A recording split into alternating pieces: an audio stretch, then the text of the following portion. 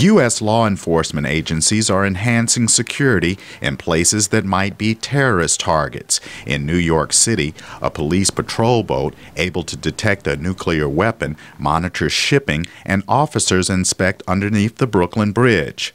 While there have been no specific threats, police take these patrols seriously.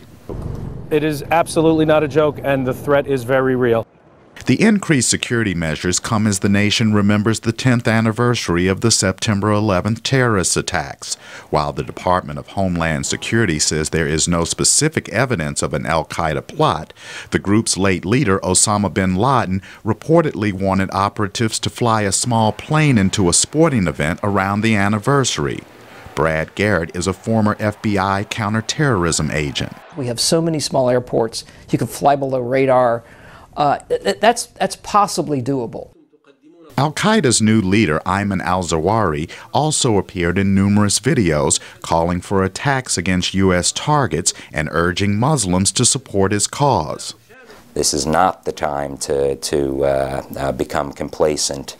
In fact, this same window that Al-Qaeda is trying to exploit, we should be exploiting and trying to prevent and preempt the next attack. Frank Salufo is director of the Homeland Security Policy Institute at George Washington University. He says al-Qaeda affiliates in Yemen and Somalia could play a role in an attack on U.S. soil. With al-Qaeda in the Arabian Peninsula and al-Shabaab, you have a number of U.S. foreign fighters who have traveled to Yemen, who have traveled to Somalia. And this is obviously a concern from a security standpoint. Counterterrorism experts say al-Qaeda in the Arabian Peninsula is believed to be behind failed plots to blow up U.S. planes. Since those plots unfolded, airport security has been heightened. Jonathan Broder, a defense and foreign policy editor with Congressional Quarterly, says security also needs to be increased on trains. There is nowhere near the kind of security in the homeland surrounding our trains and our transportation services like there is for our airlines. These days, there are extra police patrols at the nation's transportation hubs. Transit systems have started searching passengers' bags, and police say more undercover officers are aboard commuter trains.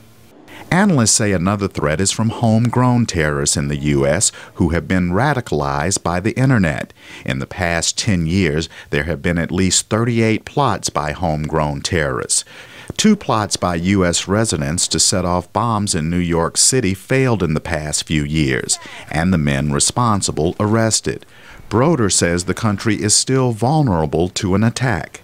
I think our defenses 10 years after September 11th are a lot better than they were, but there is no guarantee that a lone terrorist might get through or that even a al-Qaeda terrorist might not get through.